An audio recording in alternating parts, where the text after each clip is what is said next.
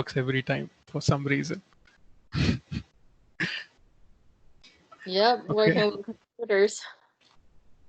okay, I'll go ahead and start.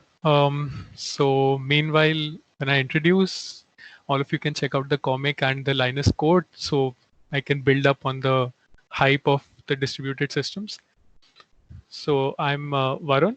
I am a student doing masters in computer science at Arizona State University. I just got done with my first year, so this is my first summer in Arizona, and damn, that's hot. So we'll be going ahead with Apache Kafka today. I first came across when I worked as a software engineer for about a year before I started pursuing my master's. And that's where I really got to know about it. And it's really an interesting concept. So I hope I can share my experience with it and it can be beneficial.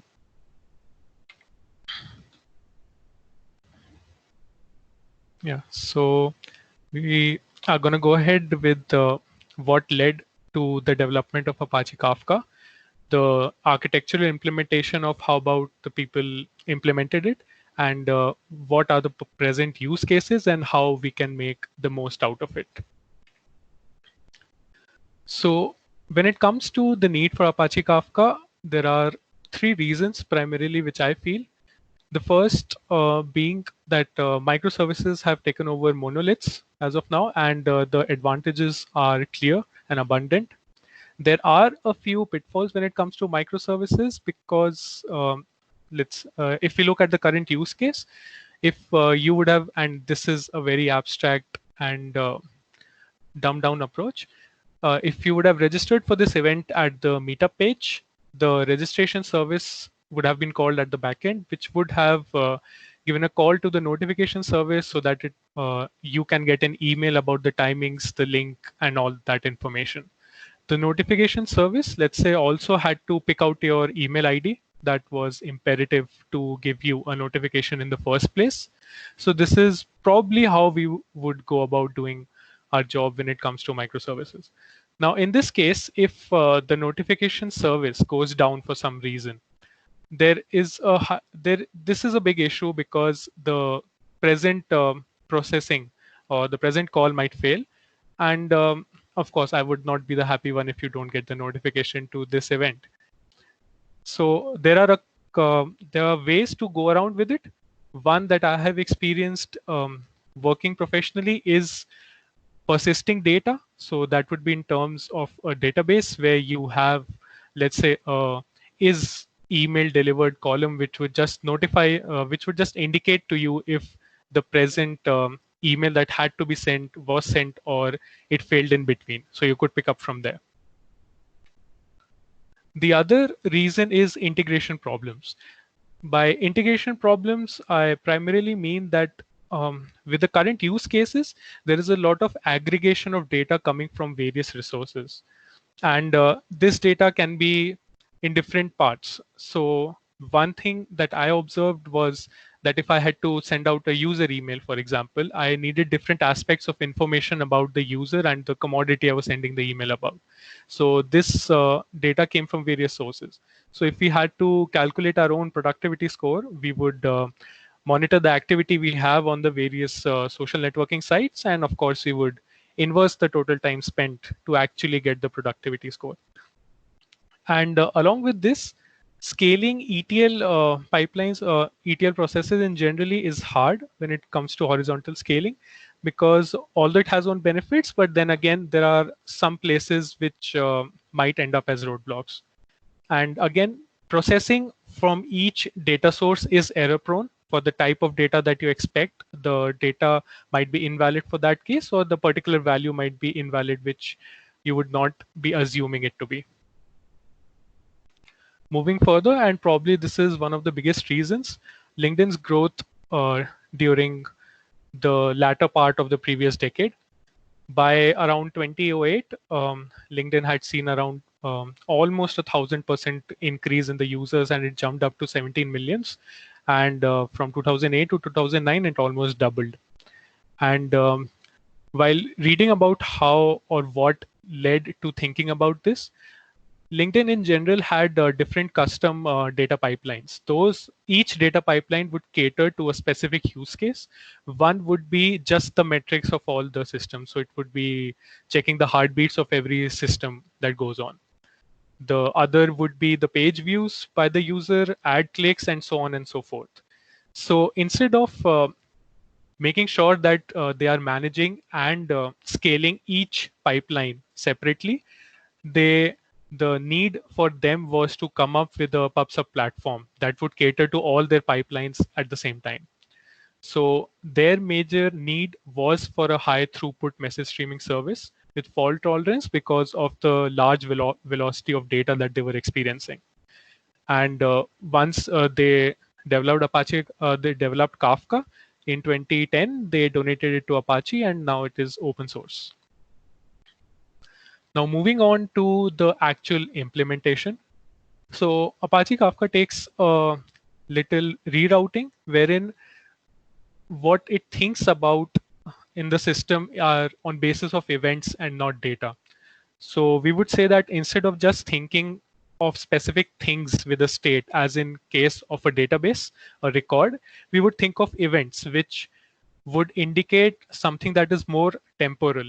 So it would a particular event happening at a time, and it also can carry its own state, which is the data associated with it.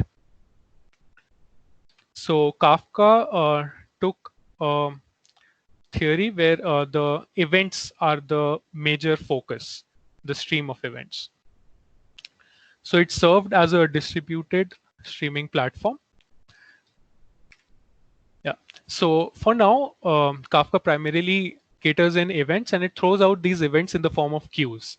These queues are ordered and they are sequential. And for identification purposes, they have offsets, which are basically integer values that go from 0 and so forth. The job of a producer is to add to the queue. So the producer is basically the one that adds a particular event to the back of the queue. So it's the writer primarily. While the consumer, on the other hand, is the reader, which would go on reading event by event from that same queue. And the true distribution comes in the form of brokers, the partitions, and the topics, which we'll explore further. Brokers are just another name for nodes in a Kafka cluster. So coming to topics, topics are logical names for these stream of records. So a producer, let's say, would write to a particular topic. So it would append to the back of the queue of that particular topic, which is identifiable by its name.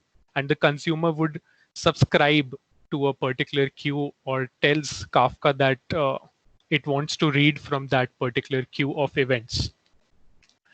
Each record is consisting of three parts: the key, the value, and the timestamp. The key is for identification purposes, the value is the data associated with it, and the timestamp is self-explanatory. If we go behind what a topic actually is, the true throughput of Kafka comes about when the topic is partitioned among the brokers. This partitioning allows parallelism and allows the consumers to read with much lower latency. And these can be also thought of as named queues of messages, an event ledger. So Kafka goes, the theory behind or the idea behind Kafka is having a commit log.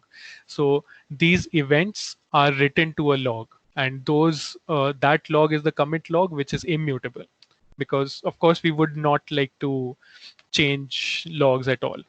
We're not savages. And these the topics can have one or more partitions, which of course is generally a good practice to have more partitions for each topic. And an important thing to note is that ordering is guaranteed within a partition. So the ordering or the offsets would always be sequential. Moving over to partitions. Partitions are the key factors in Kafka which provide flexibility to the service. Now, a partition can be stored in a server, but then again, a topic is broken down into partitions, and the topic may span across many servers in the form of its partitions. This is the key idea behind the high throughput and the parallelism that is achieved via Kafka. Each partition is replicated across a configurable number of servers that primarily helps with the fault tolerance aspect. An important thing here is that each partition has one server which acts as the leader. Now, Kafka also has the leader follower ideology, which primarily means that leader is the one that commands the writes, while the followers are there which take the information from the leader and just replicate the data. So it adds a replication factor or that basis for the fault tolerance aspect.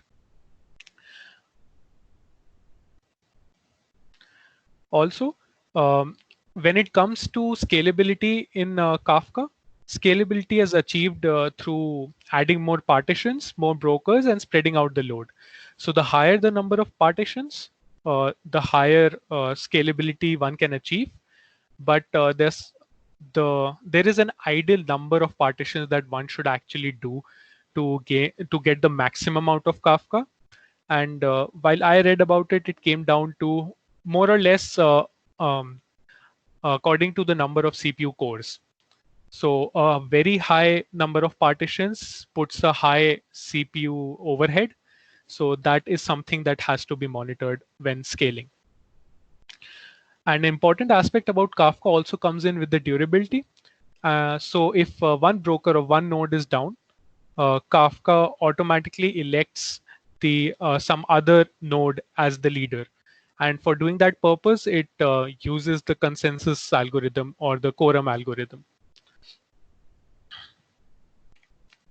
Moving on to producers, since we mentioned that producers are the ones that primarily write data into the topics and into the partitions. Again, the leader partition is the one that writes, and the followers then just replicate data to the other nodes. Also, it's important to note that the producer is the one that chooses which record to write on which partition within a topic.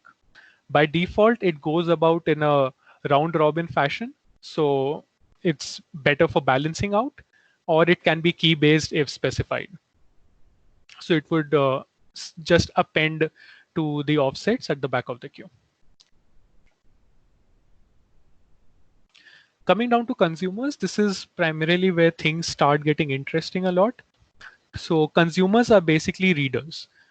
On the left, the image signifies that when there is a particular partition of a topic, the consumer polls a request. So it asks Kafka to hand over a group of events for it to consume. And for, let's say, the 10 events that we could see in the broker, the consumer gets 5 of those. And now there are 2 pointers that are maintained. One is the commit offset and the other is the current offset. The commit offset is maintained by the consumer, which is primarily indicating how many events in its particular batch it has processed record by record, so event by event.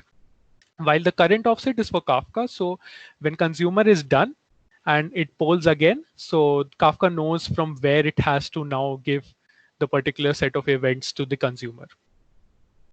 This works well, but then again, it also brings in some issues in production. A couple of issues, or the major issue is a consumer going down. So when the commit offset are basically used for, again, committing to the log, so that Kafka knows that that particular event has been processed or consumed by the specific consumer. But that is again a configurable setting. So it can vary between auto commits, wherein you process one event, consume one event, and then you commit, telling Kafka that you are done with it. Or you can give a time interval or events interval, like after how many events you want to tell the log that you are done. So of course, when it comes to auto commit or committing after every event, the latency goes high. But the other case wherein it's time based, let's say for example, after 10 seconds the consumer wants to commit its activity, this becomes a problem when the consumer goes down. So let's say between two commits, the consumer goes down. Now Kafka does not have a clue where the consumer left off. It just knows which set of events it passed on to the consumer. So we'll talk more about this later and how this is handled. It is primarily a job for the developers, wherein you can also maintain or persist data in your database that states the current the consumer's offset before it crashed. So when it comes back up, it can read from that same database and know which event it has to start from. On the right hand side, we can see consumer groups. Consumer groups are a logical name to have a set of consumers within themselves. If the consumer instances have different consumer groups, then each record will be broadcast to all the consumer processes. It is also important that these consumer groups have load balancing, which Kafka handles. So across the consumer groups, Kafka makes sure that the load is balanced. And each record published to a topic is delivered to one consumer instance within each subscribing consumer group. So if we see at the partition 0 for server 1, it handles it to one consumer in each consumer group. And also an important point to note is that consumer can take in or read from one broker only. So let's say C1, the consumer can only read from either server 1 or the server 2.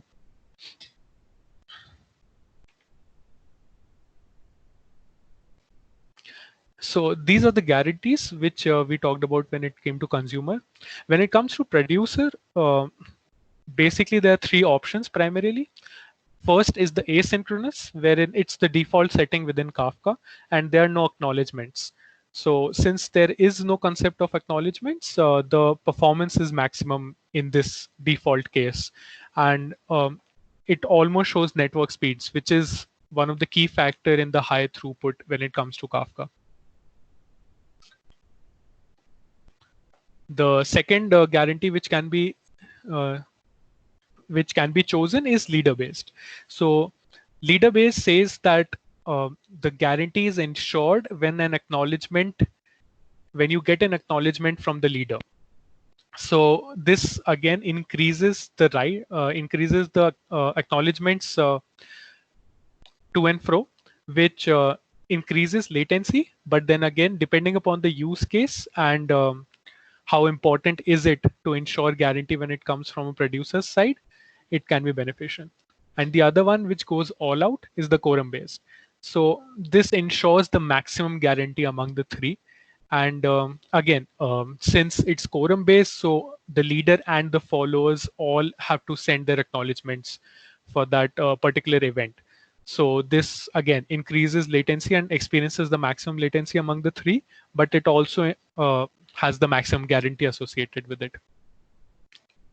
While on the consumer side, this is actually something that if someone works with Apache Kafka, they would find themselves dealing with more often than handling the producer guarantee.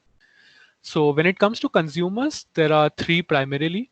At least once, which makes sure that an event is consumed by the consumer at least one time. At most once, it's again self-explanatory, and exactly once.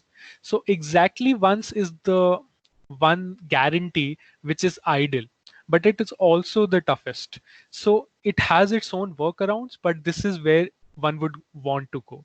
When it comes to at least once, it can depend on the system which one has designed.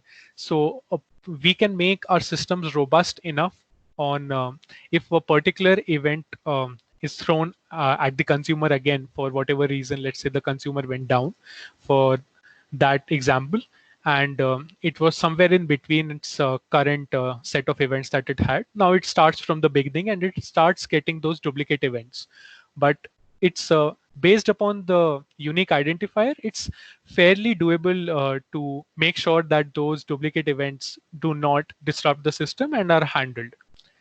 Exactly once is where things get interesting. So when you want to make sure that the particular event is processed only once by the consumer, that is where persisting the commit offset comes into the picture. So one use case that I experienced was that my one of my consumers had a lot of duplicate events that it had to handle, but we had also handled the duplicate events where it would just let us know in the log that this particular event was duplicate and would go on about it doing its own business. Later on, we modified the logic wherein we again maintained a database. That table in the database primarily only dealt with this consumer's current offset. So it would make sure that there are consumers and the partition it reads from and the offset or the position where it was at. So as soon as it processes an event, it updates that offset in the database. So when a consumer goes down and it comes back up, it reads from that database table and it knows where it has to resume from. So that is a plus point wherein you get even higher throughput. So you're not handling duplicate events, but it is something that is a workaround, or it has to be programmed specifically for this purpose.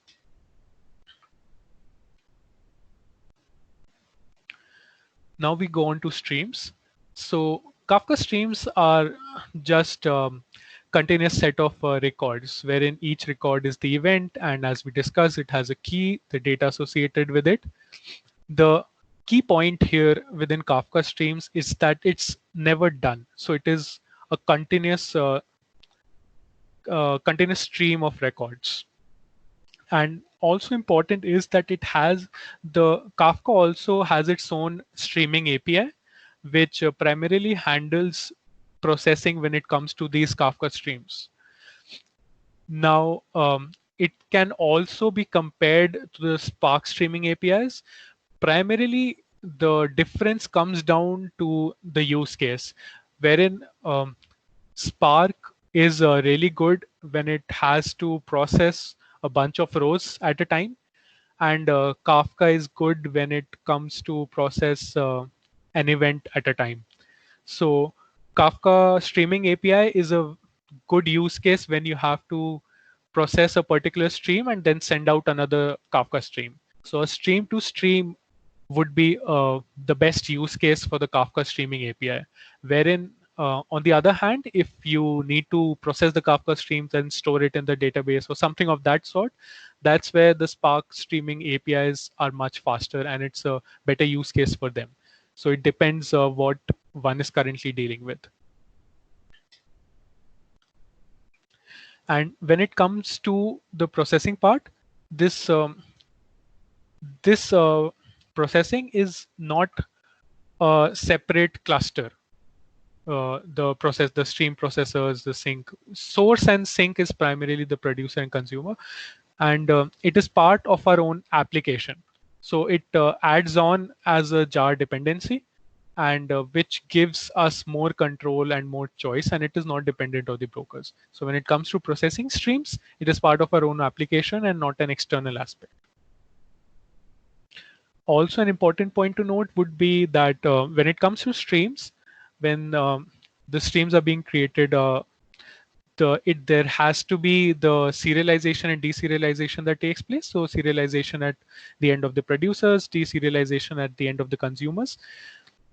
I primarily dealt with JSON files or JSON objects, but also JSON is the serialization process there is slow.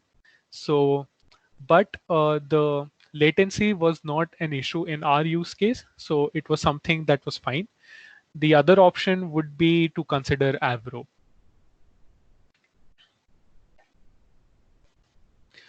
Zookeeper. So this right from the beginning, Zookeeper has been a core dependency for Kafka. Zookeeper is, so if Kafka is the project, Zookeeper would be the project manager. someone who knows who is doing what is the current state, what does Kafka look like right now. So it is distributed, it is again open source, and it is the primary focus is providing synchronization service to the Kafka cluster. It maintains metadata in terms of who is the current leader. And again, leader is important because it orders writes for each partition. And it also maintains the meta as in who is consuming what and electing what Kafka node is responsible for each group of consumers.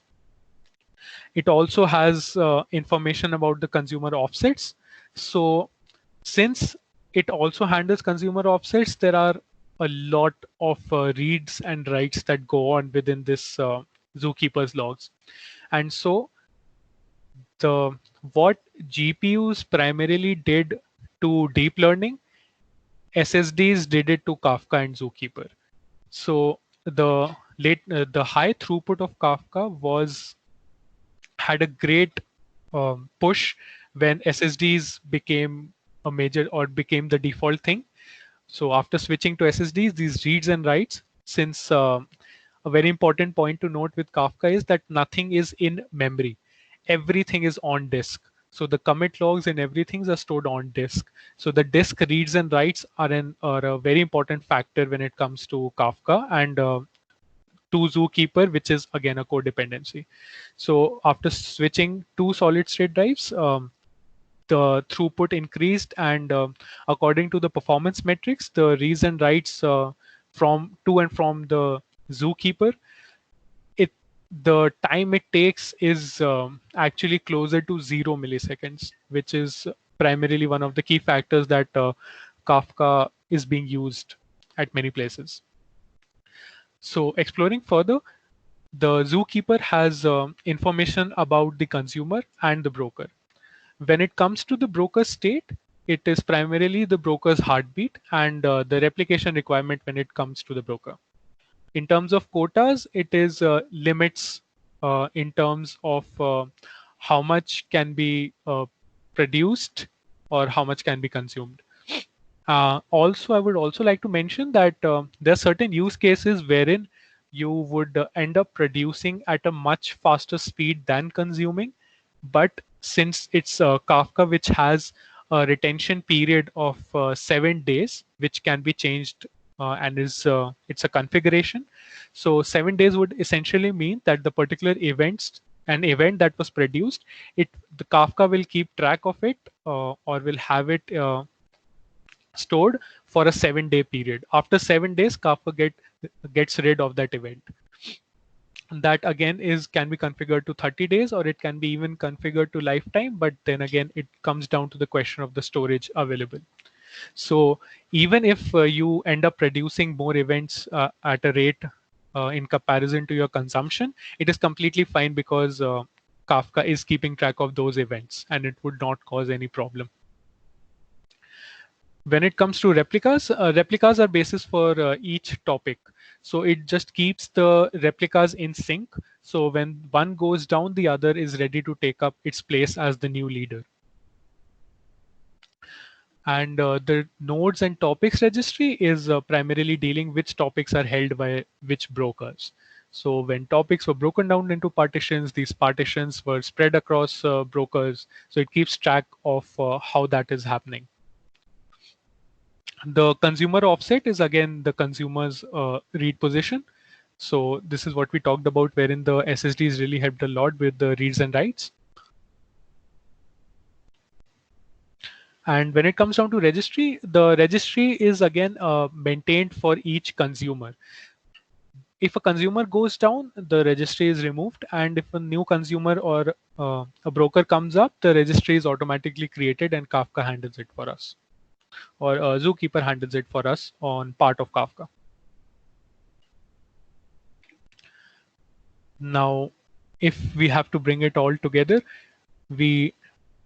and to explain one question mark there, the connectors on the left-hand side, this is connectors are primarily used to convert the databases that you might already have in the legacy systems into Kafka streams for further processing. So as we discussed, Kafka ends up solving three purposes. All in all, the first purpose is the core idea, that is the messaging service, which is a pub sub platform, and we discussed about the producers, the consumers, and how they go about doing their work. The second purpose that Kafka solves is the storage. So it has topics across partitions, and those partitions are stored by the Kafka cluster, and the retention period is can be configured by us. So it acts as a storage service as well. And thirdly, the processing capability that Kafka allows in the form of Kafka Streams. So the Kafka Streams API would be a good use case if processing has to be done on the streams. And as a core dependency, everything has to be maintained by Zookeeper. And one interesting aspect about Zookeeper we'll discuss right ahead when it comes to Kafka. So after discussing all the architectural implementations and how Kafka went about doing what it did, these were the results. And it's the speeds that Kafka gets are near network speeds, which makes it ideal to use when there is a very high velocity of data. The topics allow flexibility to the users of how they want this data to be written and to be consumed. And the topics are the leniency in creating topics and handling them on sides of producers and consumers makes it very easy to mold according to the data and the changes in the data. So as we earlier discussed, when it comes to scalability, we can add more partitions and more brokers and spread our load across them to scale and achieve a very higher throughput. And that throughput is almost linear, which makes that an key factor of why Kafka is used.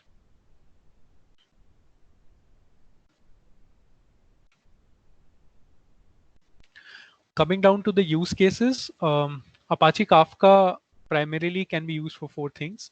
Big data ingest, wherein it is something that I experienced as well, wherein the data comes in bulk at a particular time of the day. So it was not continuously streaming data 24/7, but a majority chunk of data would come up at a set time. And when that happens, and as you read the data and you are processing it, the downstream applications from the data source may not be as fast in processing that data as in comparison to the velocity of the incoming data. So this is something that forms an ideal use case with Kafka. And the retention period allows the consumers to take their own time while producing the events, which again they do at a very high speed. But it is the ideal use case wherein the producer would take in the data and just keep producing events and keep appending it to the Kafka queues, and the consumer would keep reading it. So there is no issue wherein the consumer's slower speed of consuming is disruptive to your system. Also, it is a great way to remove bottlenecks in your application. So when different components within your system, or let's say the data pipelines, have to interact with each other, they don't have to depend on calls. So there is a level of abstraction wherein one component of your pipeline would just send in the event and it does not care who is consuming the event. So it just appends to the queues, not knowing who will be consuming them at the end of the day. So as soon as it gets the data, it appends the event to the back of the queue and it is done. So it has only that one job to do. While on the end of the consumers, if you have to come up with a new consumer, you just set up the new consumer and you just subscribe it to the any topic that is required and you are done with it. So the amount of work that you have to do in setting up new consumers is minimal.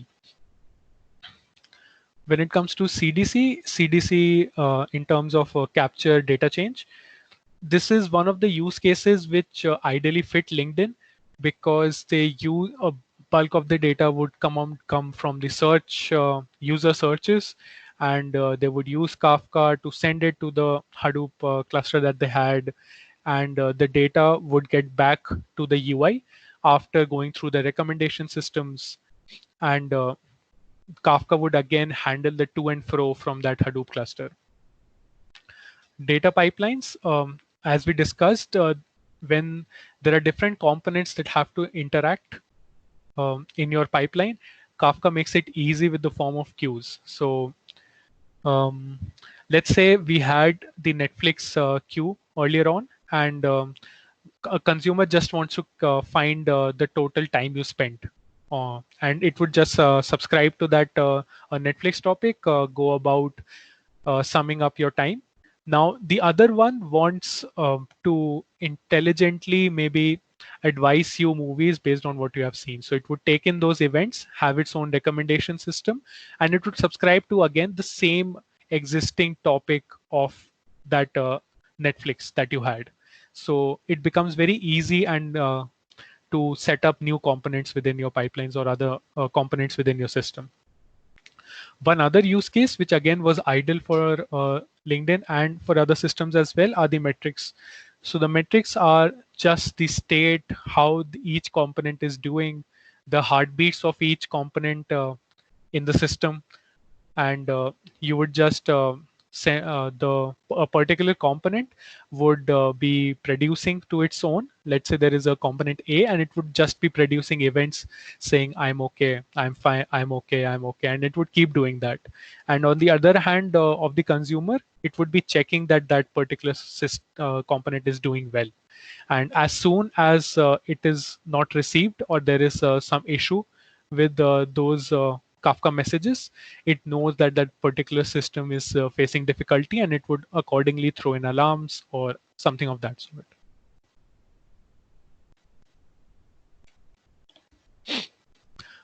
Moving further are the Kafka features that we get, which can be enabled in its configurations. First is the log compaction. So as we discussed, Kafka primarily works on the idea of commit logs. Now, the commit logs means that when there is a particular event that is produced or so on, it would just append to the tail of the log, and it would go about doing that. Now, this log would get too big in size. So if log compaction is enabled, Kafka compresses records that have the same key. So as we mentioned, the events are sequentially ordered. So let's say if the sequential events have the same key and are next to each other, Kafka would compress them into a single record. And that's how it would handle reduction in size of these logs. Auto rebalancing is again Kafka's one of the primary features, wherein it rebalances partitions and load across the leaders. So based on the activity percentage, so for example, if a particular partition is going through a very high load, so you would ideally wish to make more partitions of that topic, and Kafka would distribute the load across those partitions. Mirror Maker is another Kafka feature. The primary aim is that messages are replicated across multiple data centers. So if there are sequence of messages that already exist and you need to replicate them for your particular use case, Mirror Maker is the ideal thing to use. And one of the latest updates about Apache Kafka, we have been talking about how Zookeeper has been a core dependency, how it is the manager and it keeps track of what is happening and what exists. But an upcoming update to the Apache Kafka would actually remove the Zookeeper as a dependency.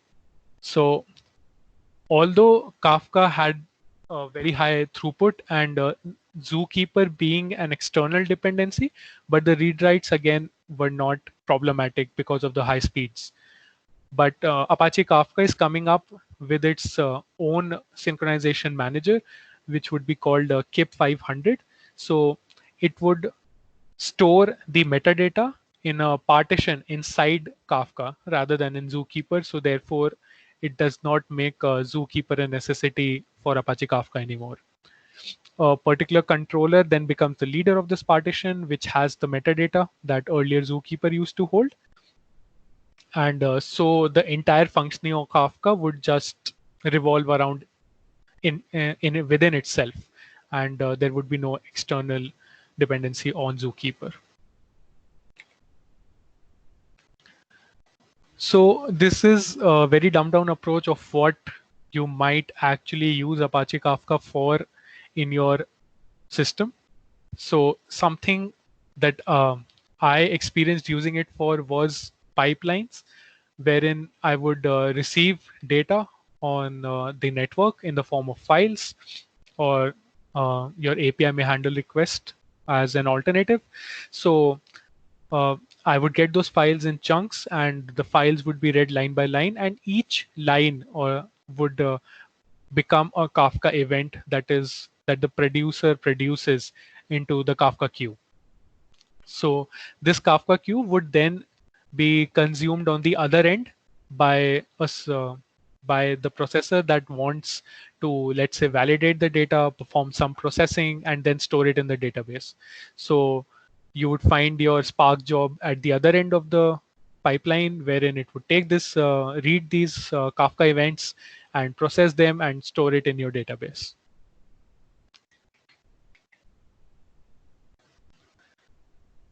So we earlier discussed of how if the notification service while registering for this event goes down, it would be an issue in the particular use case, and it would also beg the need to have data persistence in the database, which tells you if the particular notification that had to be sent was sent or not. So this interaction between the registration service and the notification service can be removed if we introduce Kafka.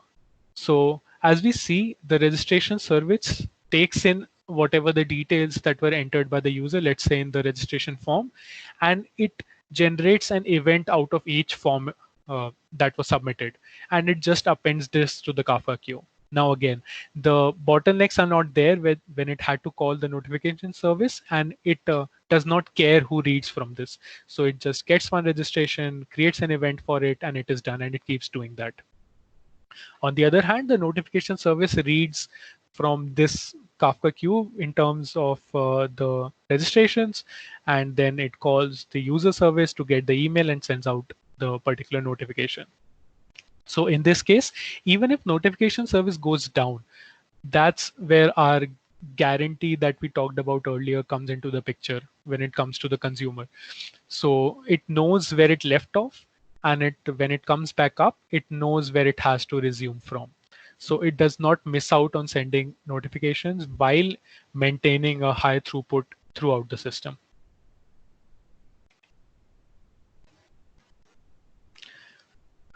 This is some other approach that I experienced while working. So the data that we had would again span across of different types. So let's say um, just making data sources up. One would be the particular users data. The other would be something users vehicles data, and so on and so forth. So this can be represented of the different data sources of your social networking activity when it comes down to sites. So the Netflix producer would just take in the Netflix whatever your activity has been, create events for the same, and then produce them to the Netflix topic. And it does not care who's reading it. And Facebook, Instagram, LinkedIn would do the same. On the other end, the actual validation of data, the processing, the storage, and so on and so forth would be handled by the consumers who have subscribed to that particular topic. And after validation and storing it in their database, that the valid record is again sent out to, let's say, the productivity topic. And you would make sure with the IDs or so on and so forth that you know where it is coming from, or let's say the time you spent on each site. So now when the consumer for this topic productivity is consuming these messages, it does in this particular use case, it does not matter where who wrote a particular event onto that topic. So it would just aggregate these resources, and then it would send out the same information, and we would have a processing end of this wherein it would just aggregate the time maybe, and then take the inverse and give you your productivity score for the day.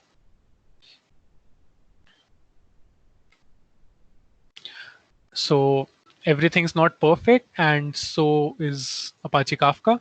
So the duplicate messages, as we discussed earlier, is something that either you make your system robust against, so those are not disruptive, or you handle the commit offset where it knows when it has to resume, and that has to be persisted in a database table.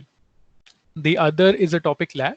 The topic lag is primarily application based, wherein con- the consumer consuming those messages might not keep up with the producer, which is fine. And if the consumption of consumers in general by property is with the very high throughput, your particular application might be taking time, which has to be optimized in a particular manner if the particular use case demands it. Otherwise, it is something that I personally did not deal with. Duplicate messages is something that I did come across, and it was uh, once a week or something like that, and so on. We ended up making a database table to store the offset. Security is another factor. Now, Kafka has a service of security wherein it encrypts the messages on the fly. So if the producer is producing, and these are so on the fly, these messages would be encrypted, and on the consumer side, these messages would be decrypted accordingly. But one thing also important to note is it only happens when the events are on the fly. So within the Kafka broker or the Kafka node, these events are not encrypted. So if again the particular use case demands security, then you would ideally be a workaround would this to be using the public private key, and the producer would be encrypting it, and it would stay encrypted throughout, and the consumer would decrypt at its own end. But that is something that if additional security is wanted, it would be something that we would cater to ourselves. Monitoring primarily is just looking over your Kafka cluster and making sure you're making the most out of it. So one of the factors would be, let's say, under replicated partitions. So this is something that is generally avoided. The replication factor is ideally around 3 or 4, something like that. So the replicas of a particular partition are there in case the current leader goes down, the follower, one of the followers would then step in as the leader. And also monitoring the usage. So if there are particular spikes at a certain time, it might be that your velocity of data at that particular time has increased, and this particular partition is getting a lot of work. So we would again additionally make more partitions to make sure it is balanced across.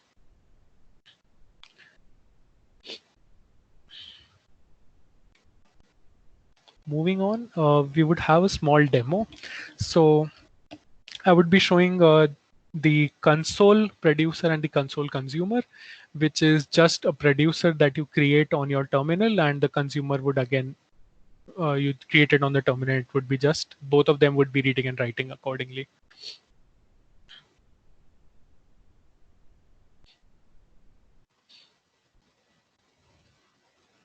So these are the particular steps that one has to go through when using Apache Kafka.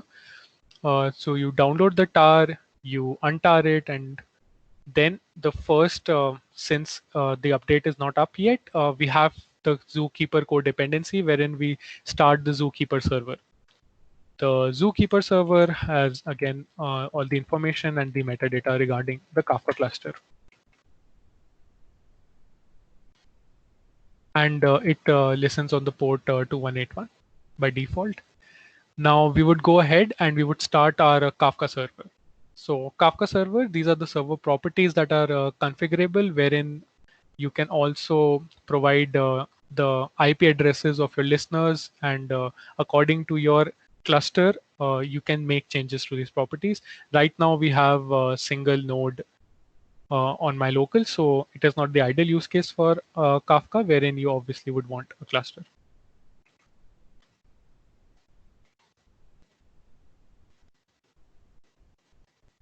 So once the Kafka server has started, we would be creating a topic. So as we discussed, our topic was the logical name to which the particular events would be written to and read from. So we use the scripts provided by Kafka, and we give the port that it would work on, and a replication factor, which should ideally actually be more than one, wherein you would ideally make it around 4, and accordingly would increase the partitions for your throughput and your load balancing. But for now, we go ahead and make a topic that is Explore Kafka.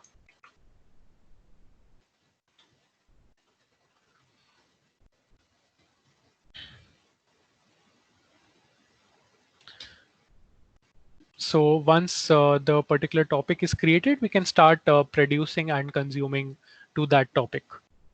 So we would start our producer again using the producer script provided by Apache Kafka, and it would tell which topic it wants to produce to. So we would want to produce to our newly created topic. And now it is ready for to produce events. So let's say we have the customary hello world in its first event, and then we have this something in the second. Now, because the default retention period is 7 days, so there is no issue with producing when there is no one consuming. So it's completely fine to do that. And when we start a consumer, that's when we have configurable properties which tell from which offset, let's say, we want to start. So when we tell the topic that we want to consume, and then with the flag of from beginning, we tell Kafka that this new consumer should read from the just the first event that was created.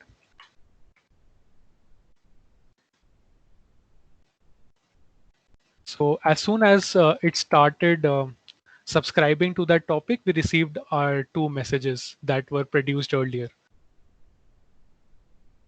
So just for a little fun,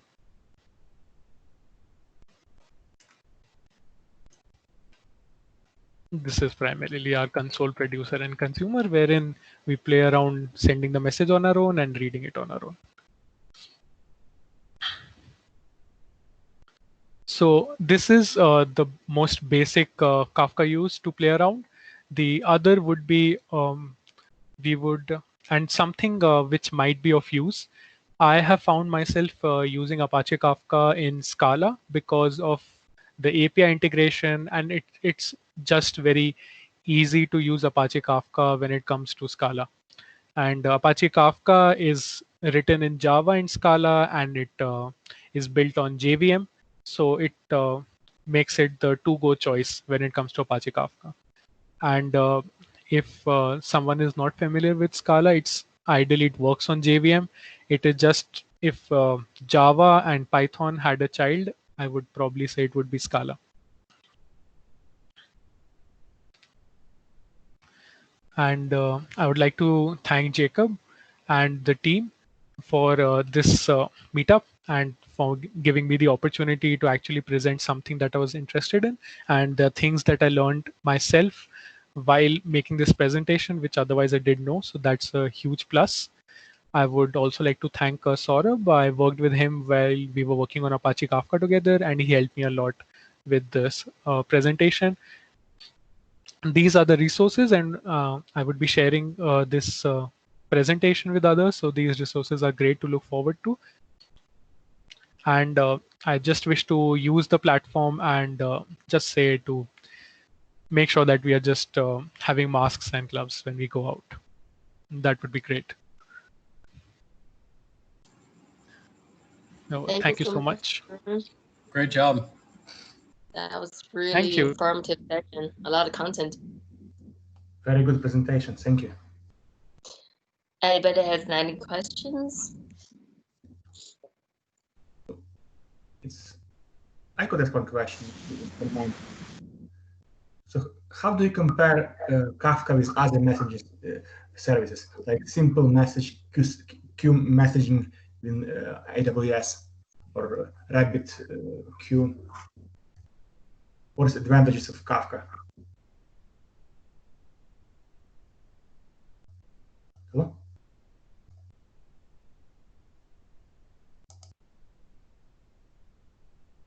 Oh, Varun? Oh, weird. I think he might have dropped. Okay, that's fine. Thank you for inviting me. Hey, yeah. Well, let's see. He might join back. He's back. Hey, I joined back. Sorry about that. I had internet issues. Hey, Varun, did you hear questions from Vitaly? Nope. Vitaly. Vitaly. Thank you very much for the presentation. I would like to ask you, how do you compare Kafka with other messaging services? So, for example, a simple messaging queue in AWS. I don't have the experience of working with messaging queues in AWS. The primary use case that I dealt with was the data pipelining, wherein I used Apache Kafka, and it felt perfectly right into a use case of what we were trying to achieve because of that one caveat that I mentioned, wherein the data would not be 24/7, but it would a big chunk of data would just come up at one allotted time. Okay, thank you.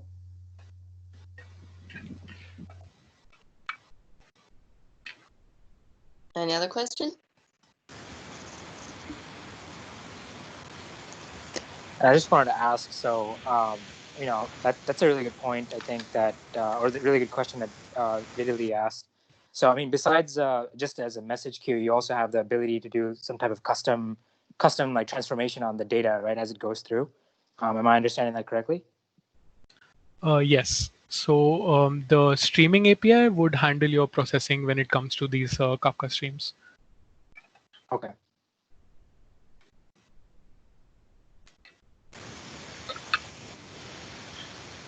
So something that we used, to give an example, was the data that we had was in the form of files.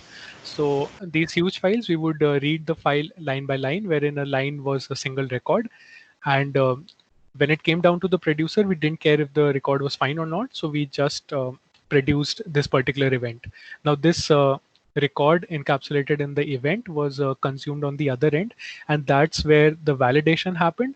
And just in case, and it was stored in the database.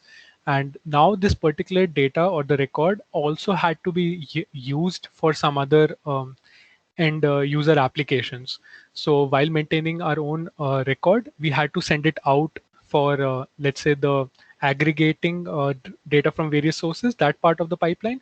So it would validate the data, and now it knows which particular records are actually valid. And in case, let's say, the time formatting had to be changed, so it when it consumed, it validated, it stored, then it would change the time format if we wanted it differently for our aggregation, and sent it out. So this can be handled in both ways, wherein this data can be changed from your end of the producer or the consumer. But we just found out that if the producer is handling the data in terms of validation, storing in the database, it just makes more sense to change it on the producer's end, and the consumer would ideally just read and then aggregate and go on. It does not have to worry about those things. So I think you might have also touched on this, but suppose the producer is creating work for the consumer faster than can consume. Like, Right. how is that buffered, and what are the buffered at the consumer end? I mean. Okay, so it's not buffered when it comes to the consumer. So if the producer is, as you mentioned, producing at a higher rate than the consumer is consuming, the Kafka cluster acts as the storage for it.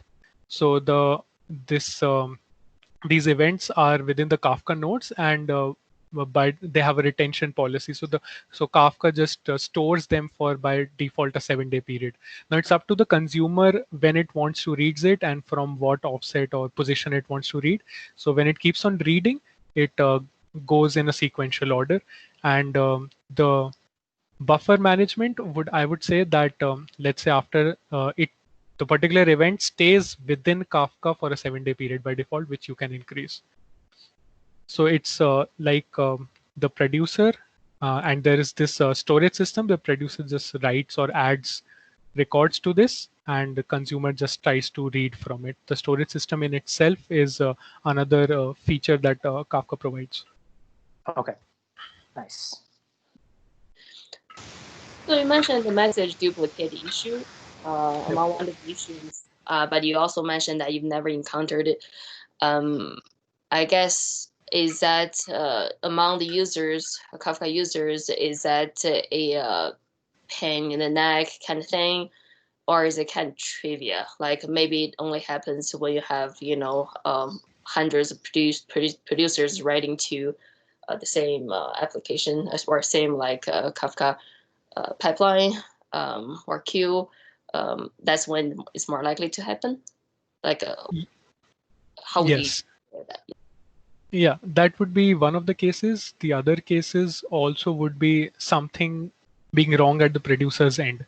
So a thing that I came across and I had to fix was so it's very specific to the use case, but there was a file reader library that was being used in for Java library.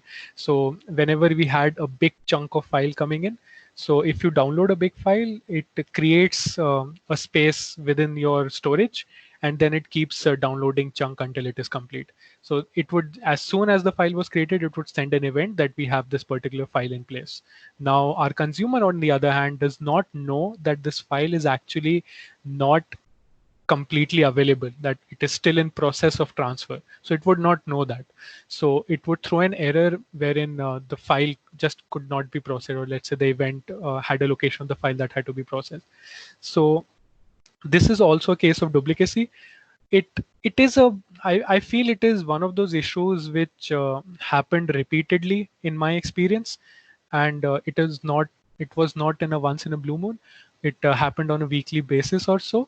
But once you make adjustments to just based upon the ID, you know that this particular record is already processed, or you have to wait for it, then it is fine. But then again, those are not pretty logs to look at, because you have to specifically keep track of what happened. Okay.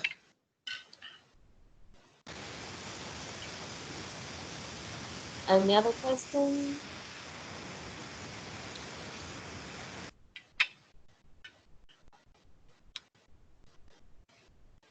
Okay. If there's no more questions, to kind of like tie things up, like does anybody have announcements to make before? Nope. Okay. Well, thank you again, Varun, for such an informative session. And that was a lot of content. Thank you for taking time to present to Desert Data Science User Group. And thank you everyone for joining us. And please feel free to reach out if you're interested in presenting in the future sessions. Otherwise, we'll see you next month. Thank you so much for the opportunity. I enjoyed making the presentation, and thank you everyone for attending. Okay. Yeah, that was a great presentation, Varun. Thank you so much.